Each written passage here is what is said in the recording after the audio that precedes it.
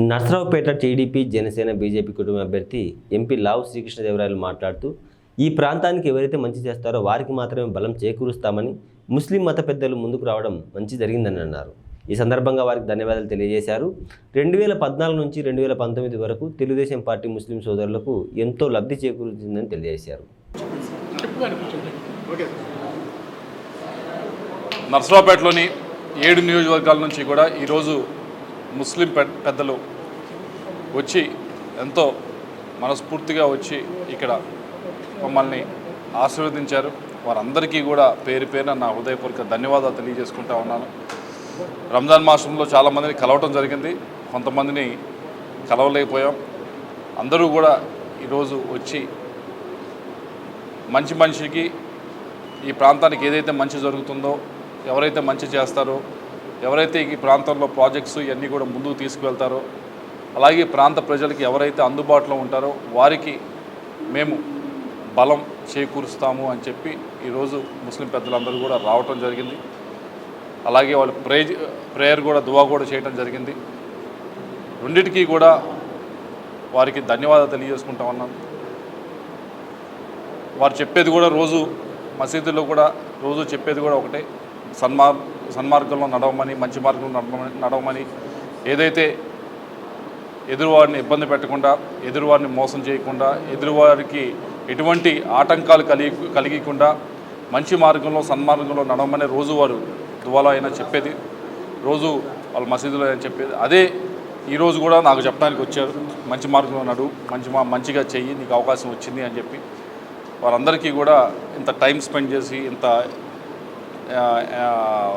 Time అంతా కూడా ఇంత డిస్టెన్స్ ఇంత దూరం ట్రావెల్ చేసి వచ్చి ఇక్కడికి వచ్చి మమ్మల్ని ఆశీర్వదించినందుకు ప్రత్యేకంగా ధన్యవాదాలు తెలియజేసుకుంటా ఉన్నాను. అలాగే ముస్లిం సోదరులు అందరికీ కూడా చెప్పేది ఒకటే, 2014 నుంచి 2019 దాకా ఏ విధంగా అయితే తెలుగుదేశం పార్టీ ఏ విధంగా అయితే ముస్లింలో అందరినీ కూడా ఏ విధంగా అయితే దుల్హన్ పథకం వల్ల అయితే కానీ, ఇమాములకి మోజాములకి ఇచ్చిన వేతనాలు అయితే కానీ, మసీదులకి బాగు చేసుకోవడానికి ఇచ్చిన ఫండ్స్తో అయితే కానీ, కొత్త ఈద్గాలు కట్టేదానికి ఇచ్చిన దాంట్లో అయితే ఇవన్నీ కూడా ఏ విధంగా అయితే 14 నుంచి 19 దాకా చేశారో దానికంటే కూడా బాగా వచ్చే 5 సంవత్సరాలు చేయడానికి కట్టుబడి ఉన్నాం. దీంతో పాటుగా ముఖ్యంగా ఇస్లామిక్ బ్యాంక్, దీని గురించి చాలామంది అడుగుతూ ఉన్నారు. మేము చాలా చిన్న వ్యాపారాలు చేసుకుంటా ఉన్నాం, మాకు అత్యధికంగా ఇబ్బంది పడుతూ ఉందంటే ఇస్లామిక్ బ్యాంక్ దగ్గర ఏదైతే వడ్డీకి తీసుకొచ్చుకుంటామో బయట డబ్బులు, దానివల్ల చాలా ఇబ్బంది పడుతూ ఉన్నామని చెప్తా ఉన్నారు. దాన్ని ఎదుర్కోవడానికి ముస్లిం సోదరులు అటువంటి ఇబ్బంది పడకూడదు అని చెప్పి ఇస్లామిక్ బ్యాంక్ కూడా తెచ్చేదానికి తెలుగుదేశం పార్టీ వచ్చే 5 సంవత్సరాలు కూడా అది కాన్సన్ట్రేట్ చేయబోతూ ఉన్నారు. వీటితో పాటుగా ఏదైతే విదేశీ విద్యా దీవెన మొన్నటిదాకా చాలా కట్స్ చేశారు, చాలా తక్కువ మందికే వచ్చినాయి, చాలా కండిషన్స్ పెట్టి, అలా కాకుండా కొద్దిగా లిబరల్గా ఏమని అడుగుతూ ఉన్నారు. ఆ లిబరల్గా చేసేదానికే తెలుగుదేశం పార్టీ కట్టుబడి ఉందని చెప్పి మీ అందరూ కూడా తెలియజేసుకుంటా ఉన్నాం. అలాగే ముఖ్యంగా ఏదైతే 4% రిజర్వేషన్ ఉందో, 4% రిజర్వేషన్ ఉందో అది కోర్టు పరిధిలో ఉంది. 14 నుంచి 19 దాకా కూడా అది కోర్టులో ఉన్నప్పుడు కూడా తెలుగుదేశం పార్టీ కోర్టులో ఉన్నదాన్ని ముస్లింలకి అనుకూలంగా రావడానికి అన్ని విధాలుగా కూడా ప్రయత్నించడం జరిగింది. కోర్టులో వాదనలు అన్నింటిలో కూడా ఆ రోజు ప్రభుత్వంలో ఉన్నప్పుడు తెలుగుదేశం పార్టీ అటువైపు నుంచొని ఉంది, 4% రిజర్వేషన్ వైపు నుంచోంది. అలాగే 2024లో కూడా విజయం సాధించిన తర్వాత కూడా 4% రిజర్వేషన్ ముస్లిమ్స్కి ఉండేదానికే కోర్టులో పాజిటివ్గా తీసుకొచ్చేదానికే తెలుగుదేశం పార్టీ కట్టుబడి ఉంటుందని చెప్పి మీ అందరూ కూడా తెలియజేసుకుంటా ఉన్నాను. వీటన్నిటితో పాటుగా దుల్హన్ పథకం గురించి చాలామంది చెప్తా ఉన్నారు, చాలా కండిషన్స్ పెట్టారు, చాలా తక్కువ మందికి వస్తూ ఉందని చెప్పి. అది ₹1,00,000 దాకా ఇప్పుడు దుల్హన్ పథకం పెంచడమే కాకుండా పెట్టిన కండిషన్స్ దాదాపుగా చాలా మటుకు తగ్గించి కొద్ది వెసులుబాటు కల్పించి ఎక్కువ మందికి వచ్చే విధంగా చేసేదానికి అన్ని ప్రయత్నాలు కూడా చేస్తామని చెప్పి తెలియజేసుకుంటా ఉన్నాం.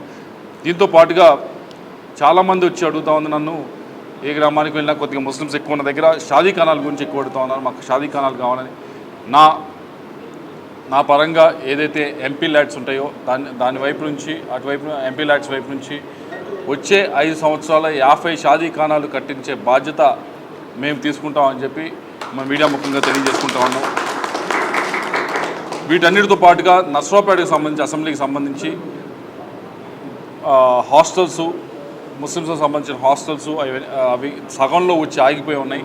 డెవలప్మెంట్ యాక్టివిటీస్ కూడా ముస్లిమ్స్కి సంబంధించినవి ఏదైతే కేంద్ర నిధులు వచ్చినాయి అన్నీ కూడా సగంలో ఆగిపోయినాయి. అవన్నీ కూడా పూర్తి చేసే బాధ్యత మాది అని చెప్పి పత్రికా ముఖంగా తెలియజేసుకుంటూ మరొకసారి ఇక్కడికి వచ్చిన ముస్లిం పెద్దలందరికీ కూడా వచ్చి ఇక్కడ దువా చేసిన ప్రతి ఒక్కరికి కూడా మరొకసారి ప్రత్యేకంగా ధన్యవాదాలు తెలియజేసుకుంటూ సెలవు చేసుకుంటాం.